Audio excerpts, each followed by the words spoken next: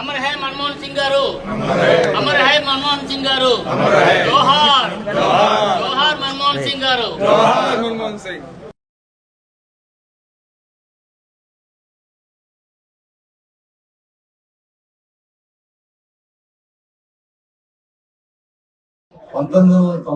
లో భారతదేశానికి అంటే ఫారెన్ రిజర్వ్స్ మనం ఏదైనా బయట నుంచి ఇంపోర్ట్ చేసుకోవాలంటే డాలర్స్ లో కట్టాలి.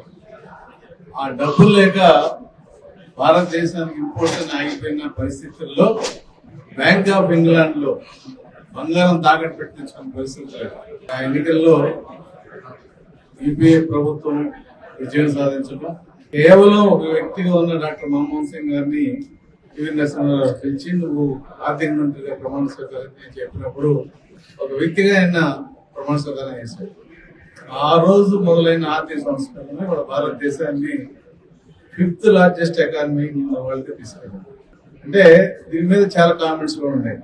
ప్రైవేటైజేషన్ ఏంటి, గ్లోబలైజేషన్ అనేది ఎంతవరకు మంచిది, ఈ చర్చ దాటి వచ్చేసాం. ఇవాళ మనం కొన్ని చట్టాలు యూపీఏ ప్రభుత్వంలో మన్మోహన్ సింగ్ గారు ఆయన అనుబంధం పెట్టిన కొన్ని చట్టాలు కానీ తర్వాత ప్రైమ్ మినిస్టర్ అయిన తర్వాత ఆయన చేసిన ఈ పరిపాలన కానీ ఇప్పుడు భారతదేశం ఆర్థికంగా నిలబడి ఒక శక్తికి ఎదిగే పరిస్థితికి వచ్చిందంటే ఆ వ్యక్తులంటే భారతదేశంలో ఎవరు కూడా మర్చిపోవడానికి వీలు లేదు. ఆయన కాంగ్రెస్ గా ఉండొచ్చు, కాంగ్రెస్ గా పుట్టొచ్చు, కాంగ్రెస్ గా చనిపోవచ్చు, కానీ ఒక దేశ ఆర్థిక పురోగతిని ఒక దశ పెట్టి ఇవాళ భారతదేశాన్ని ఉన్నత స్థాయి తీసుకున్న కారణం ఆయన ఆర్థిక విధానాలే. ఆయన ఆత్మవిశ్వాసాన్ని కలగాలని చెప్పి తీసుకున్నాం. ధన్యవాదాలు. ఈరోజు తెలుగుదేశం పార్టీ కేంద్ర కార్యాలయంలో భారత మాజీ ప్రధాని డాక్టర్ మన్మోహన్ సింగ్ గారికి అంతిమ యాత్ర జరిగే సందర్భంలో ఘనమైన నివాళులను అర్పిస్తూ కొన్ని విషయాలని వారి గురించి ప్రస్తావన చేయాల్సినటువంటి అవసరం ఉంది. ఒకనాడు భారతదేశం తన దగ్గర ఉన్నటువంటి బంగారాన్ని ఇతర దేశాల ముందు, ప్రపంచ బ్యాంకు ముందు తాకట్టు పెట్టి అప్పు తెచ్చుకునేటువంటి పరిస్థితి నుంచి ఈరోజు ఉన్నటువంటి భారతదేశం బంగారం ఎప్పుడు కావాలంటే అప్పుడు కొనుగోలు చేసేటువంటి శక్తికి ఎదిగింది అని అంటే దానికి ఈ దేశంలో చెప్పగలిగినటువంటి వ్యక్తుల్లో నాటి ప్రధానమంత్రి శ్రీ పివి నరసింహారావు గారు, వారి క్యాబినెట్లో పనిచేసినటువంటి ఆర్థిక శాఖ మంత్రిగా పనిచేసి తర్వాత ఈ దేశానికి 10 సంవత్సరాలు ప్రధానమంత్రిగా చేసిన శ్రీ మన్మోహన్ సింగ్ గారి గురించి చెప్పుకోవాలి.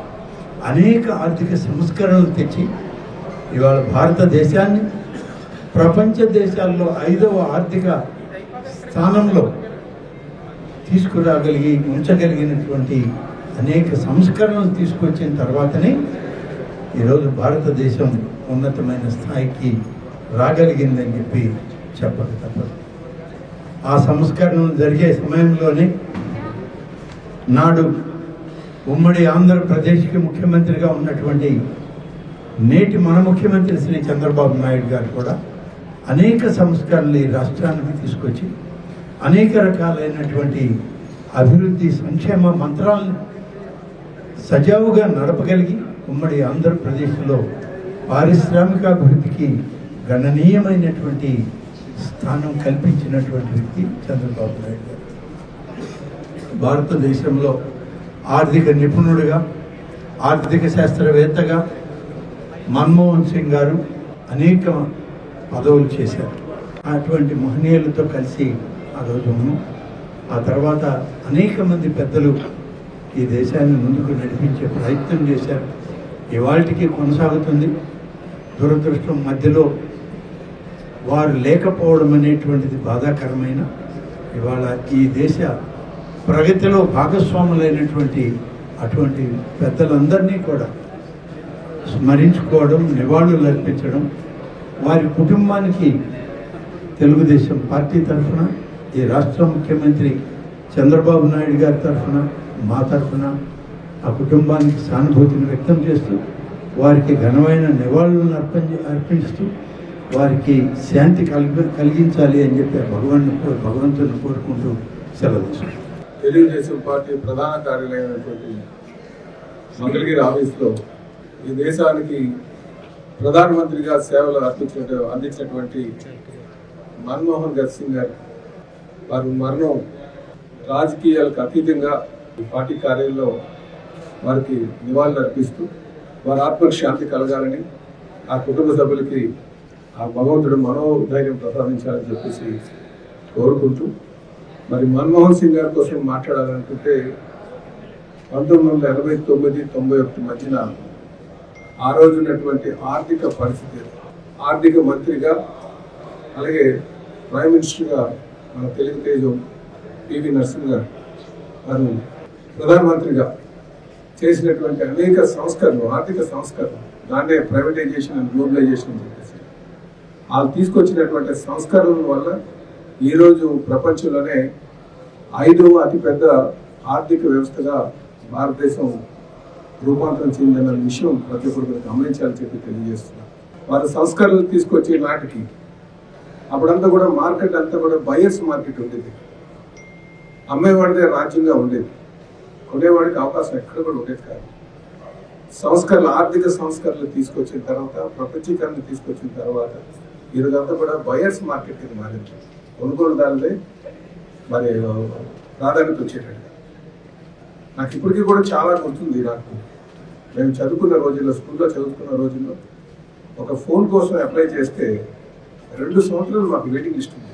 ఒక ల్యాండ్ లైన్ అప్లై చేసుకుంటే 2 సంవత్సరాలు వెయిటింగ్ లిస్ట్.